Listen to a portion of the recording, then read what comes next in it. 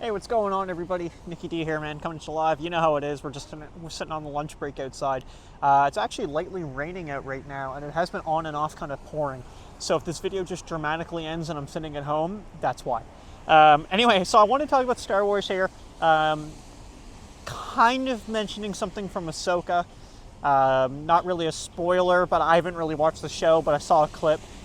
Something from Obi-Wan, and then a little bit of the prequels, but it's all the same idea, and I'm going to try to keep it as light as possible on any spoilers, but just a general rant and a problem I have with what has been displayed. So if you're not familiar, in the prequels, specifically when in the first one there, so Obi-Wan, Darth Maul, and Qui-Gon Jinn fight, okay, so two Jedis and the apprentice, right, of the Sith. Sorry, just someone's coming. And hopefully the windscreen's better, by the way, too. I got a comment the other day on the channel, and someone was telling me that they didn't appreciate that I filmed outside. They're like, I don't like you doing that. That was weird. The guy's like 10 feet away just gawking at me. But yeah, apparently they didn't like that I talk outside. He's like, I don't like your outside videos. They're too distracting. It's like, I don't know. So hopefully the windscreen here, you won't pick up too much in the background. But like I was saying, so when they're in the middle of the fight, right, Qui-Gon gets stabbed through the chest, and with a lightsaber, which is like, that's pretty much it for him. And yeah, that is, he's gone.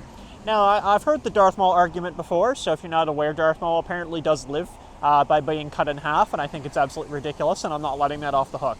But if you didn't watch any of the lore after the fact, any of the Rebels, any of that, you just watched movies, he's not even there, okay?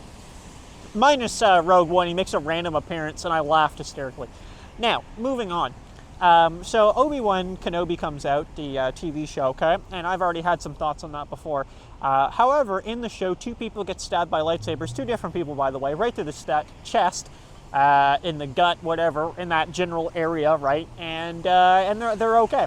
Now, obviously, they like grimace, they're in pain. But yeah, they seem to just be kind of capable of moving on from that.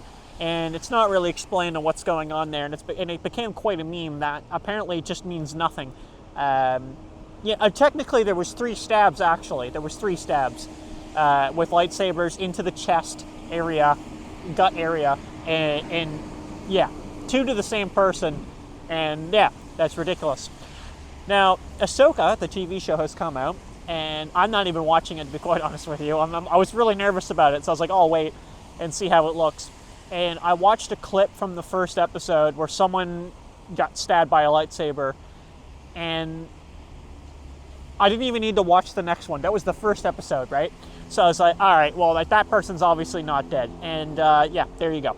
So basically, I don't know. I don't really know how to feel about that because, again, like you watch someone like Qui-Gon Jinn who dies immediately or pretty quickly after. And, there's always an argument about like realism in Star Wars and things like that. And I can get where people come from.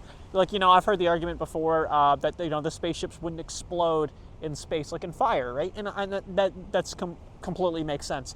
And I think that's more of an aesthetically pleasing thing, right? You see like the big explosion, right? And I get that. There are things like that make sense, right? Other things would be like a character speaking their native language in the show for like a couple sentences, and then it switches to English. So it's the idea that they're still speaking it, but just not actually speaking it still, right? And then it's easier for the audience, obviously, to follow along, and it's assumed that they're still speaking that language. That makes sense to me. They don't have to speak it the whole time, but they should at least start, right? That makes sense. I would prefer them to speak in the language, right? If there's an alien dialect. But yeah, I just don't understand what's going on with these shows, and this new premise that's a thing. That's a survivable attack. I can understand like Luke gets his hand cut off, right? That makes sense to me that he's gonna be he can kind of walk that off in a way, right? Like obviously he's like down for the count when it happens, but like they have ways to get around that. But I don't get it, in Obi-Wan, it's 2 stabs to the same character. And again, like, I just don't, like, I can't wrap my mind around it. Because this is supposed to be like a fatal wound. Even in the Star Wars Knights of the Republic, the MMO, or sorry, I think the Old Republic I'm thinking of, but yeah, you know what I mean. The MMO anyway. There's a cutscene where they're on a spaceship and there's two Sith versus like the Jedi and Apprentice, and one of the Sith gets stabbed right through the stomach. Now he does survive, but he's barely, like, he's on his knees, right, and he's like talking, and he's like in agony, right, and he can't even stand. So obviously the Apprentice just kills him, and you don't see any more than that. Like, if he would have been okay. Like, I'm okay if someone gets stabbed through the chest area. Like, say they get stabbed in the gut with a lightsaber, okay? And they've got to be, like, transported out of there to a Bacta tank, and it takes them, like, 6 weeks or something, whatever amount of time, you know, that would be, and they would heal. Then I'm okay with that. I don't have a problem with that. Because, and show that, right? And even show after the fact, too. Like, maybe they got a limp, I don't know, something like that, right? That they're just walking. You know, they've obviously had a battle, you know. But yeah, I don't agree with it. I think it's absolutely ridiculous. And I think the more Star Wars continues into the future with more shows and movies, I think more stuff is going to be brought into question. No different than the newest trilogy, how, like, you know, Rey can heal with the Force, you know, heal wounds. And same as the Mandalorian, the Baby Yoda there, Grogu, can do that as well, right, with no training. And it's really wild because, again, like, think about Qui-Gon. Like, what if Obi-Wan could have did that, you know? Everyone can be a Force ghost, right?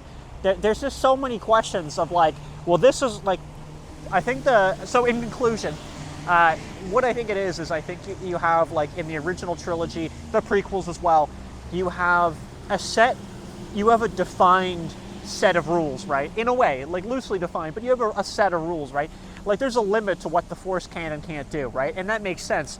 Obviously, you can stretch that limit to some degree, but yeah, there's a limit to what it can do, right?